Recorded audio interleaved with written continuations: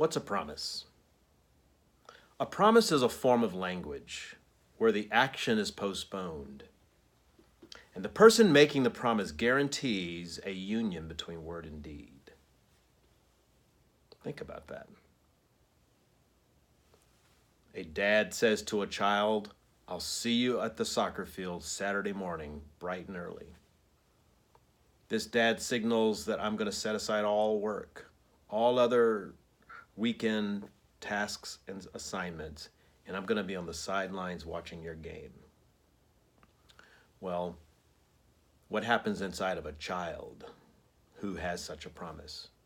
They rearrange their expectations. They rearrange where they're going to be looking at on the sidelines if someone's made such a promise like that to them. What happens to a child if, when they are looking for those eyes staring back to them, the maker and the keeper of a promise, but don't see them, what begins happening to them then? We've all had that experience of disappointment, and when it's been extended, disillusionment, when promises have been broken or not kept at all, or the postponement has been too long. Well, why are we talking about promises in the context of organizations? Let me read something to you. What's an organizational promise? Here's my spin on that definition that I just read. An organizational promise is the satisfaction an organization can be expected to deliver to its kind of people through its distinctive blends of people, processes, and capacity. I'm going to read it again. An organizational promise is the satisfaction, or what we call the value, or perhaps the care. It's the satisfaction an organization can be expected to deliver to its kind of people, not to everybody, but to those for whom it cares for and those who care that it exists. Its kind of people. Through a distinctive blend of people, processes, and capacity. I want to talk to you about high fidelity and low fidelity organizations. This is one of the methods in mission, is to have an organization with the capacity to deliver on its promises. I've supplied an article for you, Harvard Business Review article for you, on the topic of promise-based management. And as we think about our worldview and the spiritual principles that we approach any sort of task with, I raise the possibility of a promise-based approach in contrast to the vision-based approaches to strategic planning, or some of the critical path, calendar, cash, captain sort of approaches. This one begins with a form of language where the one promises knows that there will be a postponement, a gap in time of such, but all the while committing resources of people, process, intelligence, commitment to ensure that there's a union between word and deed. On the screen below, I have provided a slide of an organizational model. I call it a hi-fi organization. On the left side of the screen, you see a reddish colored bar. This would be the leadership system.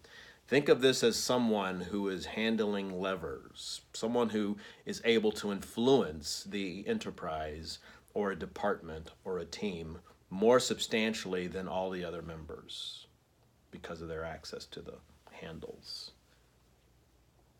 On that red bar are 4 tabs. I'd like you to think of these as levers that could be pulled and worked with to get an effect. There are 4 themes on them. There is the programming discipline, the assigning discipline, the way that we make people accountable to achieve purpose, the capacity building or the capitalization discipline, and the evaluative discipline. Each of these 4 managerial priorities and how leadership works with them makes the difference between whether an organization is going to seize its opportunities by making a promise and moving towards them, or whether their system will, in the end, gum up the works and make mission ineffective or drifting off course. Michael Gerber has a quote that is as haunting as it is memorable when he says, "Your organization is perfectly designed to get the results it's getting." Now, if you look at the slide that I have there, outside the organization, I have something called opportunity. Between opportunity and the leadership system is the fulfillment system of a promise. So I consider the emergence zone that space between opportunity and the efforts that are being made in an organization to achieve that promise. That is the chance for the organization to emerge into something else that can achieve the promise. However, to do so, it must rely on the capacity of its fulfillment systems. Someone contacts Amazon and they order a part for a vehicle or something, they can expect a fulfillment system to trigger the moment they hit purchase. And once they have that thank you for your purchase, there's an expectation that a series of processes are taking place, that an order label has been generated, a message has been flagged to people who go and pick auto parts, boxes have been laid aside, shipping labels have joined the box, FedEx or UPS or the post office show up at the back docks, and this truck gets delivers to airports, airports to trucks, and trucks to vans, and vans to front doors as the promise is kept, sometimes within a day's time or 2 days' time if you're dealing with Amazon or some of these storeless stores. So we know something about promise-based management and fulfillment systems. A low-fidelity organization has the disciplines out of balance in some way. I like to help folks get an intuitive sense around these management priorities by saying, walk into an organization, look at those 4 dimensions of organizational practice or managerial practice and ask, what appears to be going well and what appears to be going poorly? And you'll find that one of these 4 dimensions is out of kilter if something is going poorly. For example, it could be they're not experiencing the emergence zone, but look at the center of the screen, the emergency zone. If they have more programming that they can afford, they have more programming, they have capacity, people and cash and resources to manage the program, that would create crisis moments, gaps. Or they have great programming and lots of capacity, trucks and cars and computers and paper clips. They have all the things they need, but however, they don't know when these things should be most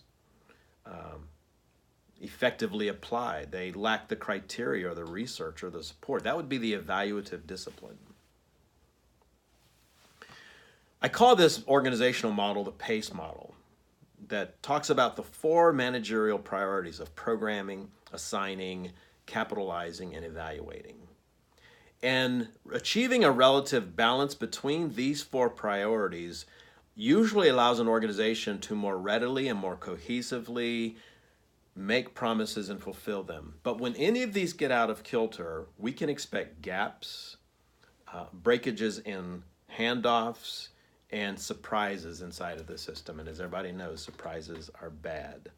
So we want to move away from low fidelity organizations, which require organizational development interventions, and move towards the kinds of investments that create high fidelity organizations that are disposed towards keeping their promises, to being accountable, to being relied upon. Now, when you think about how important your mission is or the mission is, which form of organization would you rather ascribe to? Well, of course, the high fidelity one. let's look to our books and let's look to our conversation in class to think about the kind of interventions that close the gaps in mission when low fidelity and managerial disciplines are out of kilter. I'll see you in the classroom.